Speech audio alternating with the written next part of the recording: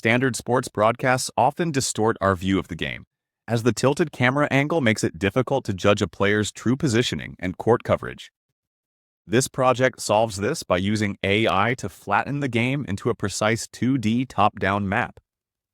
The system first identifies players using YOLO11 to track them with high-resolution green outlines, then applies a mathematical mapping technique to project their feet from the distorted video onto a flat, miniature court. By smoothing out shaky data to ensure the markers glide realistically, the project transforms raw footage into a professional tactical tool that shows exactly how players move and dominate the space on the court. If you enjoy our content and want to see more, don't forget to hit subscribe. Hello everyone, in this project I am going to make a sport map here, which is a real-time homographic projection for tactical field analysis. The Skynet sports camera gives a distorted view, making it hard to judge a player's real-time position and court coverage. This system identifies players, tracks their movement with green outlines, and uses a mapping technique to project their feet onto a miniature court. It creates a professional tactical tool that shows exactly how players move and use the space in the court. So this is the notebook for our project. As I have already given you the overview about the project, we will be making a homograph to map the 3D view into the 2D plane so that we can get the exact position of the players, that which player is at which corner of the court. The key technical features include deep learning inference, utilizing the YOLO11X model, we will be using it, and the perspective transformation to map pixel coordinates to real-world meters and tactical visualization. It has various real-world applications, like it can be used in professional sports analytics. It is also used in the broadcasting where the miniature map is shown to audience so that they can get a clear view of the player's position around the court. It increases the fan engagement as it visualizes the sports into a different perspective. So beginning our project, you can always annotate your custom dataset using the labeler platform. You just need to sign up there and import your dataset, and then you can easily perform the annotation. It is a very simple process, and you can just simply download your data in the COCO JSON format from there. So moving forward to the project, first you need to import some libraries I have mentioned here, and we will also be returning this library from the labeler to get some important function which we will be using in this process. Like you can see, the first step itself is the random frame extraction from the video. We will be using this git clone library, and the function is list extract random frame. We will be using this function to extract certain frames out of it and create a dataset for it. You can see the frames that I received are here. I got 50 frames from the video. Now I just show you the dataset video that I used for this project. So this is the dataset I used. I used a lawn tennis match. So we will be mapping the 2D view of this whole court and track the players on that 2D view. So first of all, we will be annotating the players and the ball in this. We will be using the labeler platform. As I told you before, I have extracted the 50 frames. Now I'll just simply import those 50 images to the labeler platform where we can perform the annotation. So this video is very clear, you can see.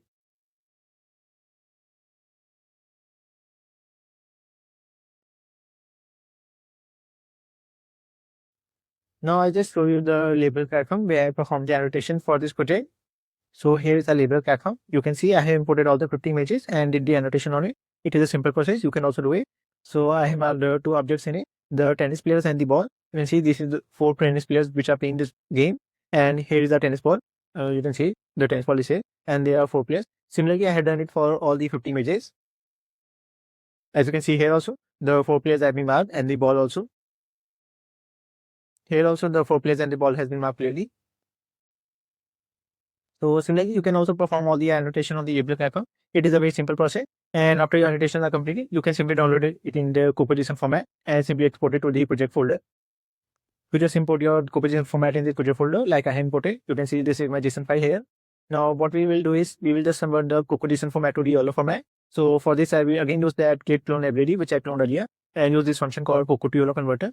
It will convert my JSON format into the YOLO format, which is essential for a project. So I will be keeping the training ratio to be 0.7, validation 0.2, and test ratio 0.1. So you can see the YOLO dataset is found here. These are the images. For the test images, are here the training images and also the validation images. And similarly, the labels are also being here, which provides the annotation which we have done on it. So it is in a text format. So after completing this, we will move to the next step. Now we will be training our YOLO segmentation model. So the model we will be using is the YOLO11X, and I will be keeping the epochs to be 150. So we just need to run this code to train our model. And after the running is completed, best.pd file will be saved in the project folder. Now we will be just running the inference to see what the outcomes the best.pd file gives on our raw video. So I'll be using this code. I had given the part to the best PT file of mine and the raw video which will be doing the inference on. I have kept the confidence ratio to be 0.15 to track all the pairs in it. So after running this whole, now let's just see the output that we got. So this is the output we received. We can see all the pairs have been mapped properly. And it is also distinguishing between the ball bar and the pairs. It is not considering ball bar as the pairs.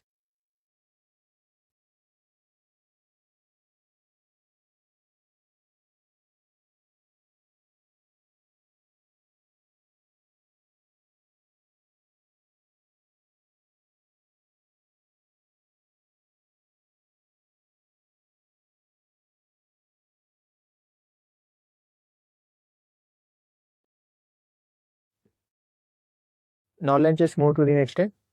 So in the next step, we'll be forming the trajectory line behind the pairs. We'll be implementing a custom trajectory system in which the pairs movement has been tracked by the trajectory tails, which will mark their foot movement. So this is the code for it. And I also changed the color of the pair from blue to green, so it can be more visually appealing and can be clearly visible to the players. And here I also mentioned that the trajectory line to be of maximum 30 frames only, so that the output video doesn't look much cluttered. So now let's just run this code and see the output we receive from it. So this is the output we see. You can see I have colored the players in the green color, and here's the trajectory line behind it. The trajectory line will follow the players all over the path it follows.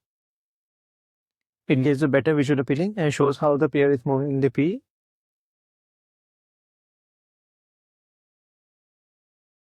You can see the player move from here and here. Then the whole trajectory line followed it behind it. Now let's just move to the next step. So this is a very crucial step in the project in which we are making the homograph miniature of the lawn tennis field. What we will be doing is we will be marking certain points in the video which will convert into the 2D view. We'll be using the homography matrix in this. So for this I will be marking the 7 points, the 4 corners and the 3 points in the center line. So here you can see the code for it. So I now simply run this code and show you how the points have been marked. So you can see a window open in front of me and I got the second so I can mark the points. It just extracted any random frame from the whole video. Now I'll just mark these points like I want to mark the 4 corners. So I start with the bottom left. I just mark it here. And the second point here. The third here. And here comes the fourth. Similarly, you can also do this. Now I'll be marking the 3 points. The one will be here. The second here. And the third here. What it will do is it will help our model to map the 3D view into the 2D view. So it can also align with the universal lawn tennis league map ledge.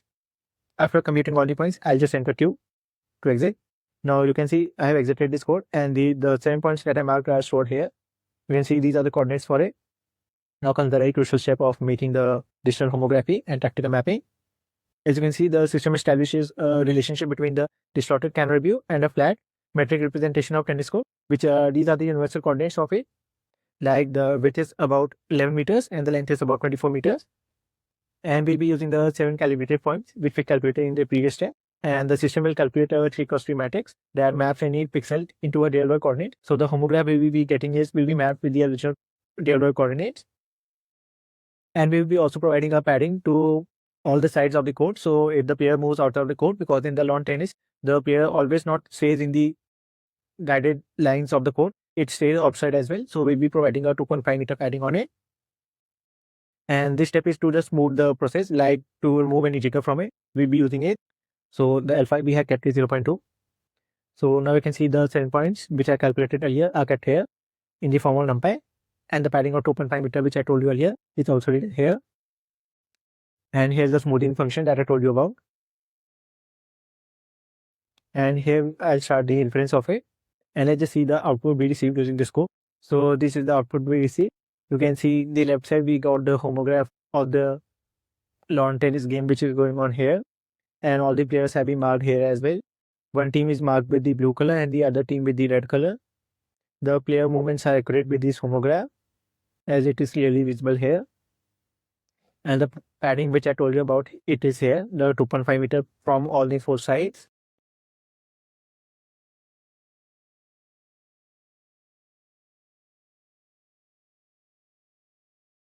So the output is pretty clear. And this was all for this project. So thanks for watching the video till the end. These are some other popular YouTube videos that later posted. You can also check them out. And always stay connected to our social media platform. Thank you. If you'd like to explore practical resources and hands-on examples, we've created a dedicated GitHub repository. It's filled with cookbooks covering computer vision, AI agents, and more. Link is in description.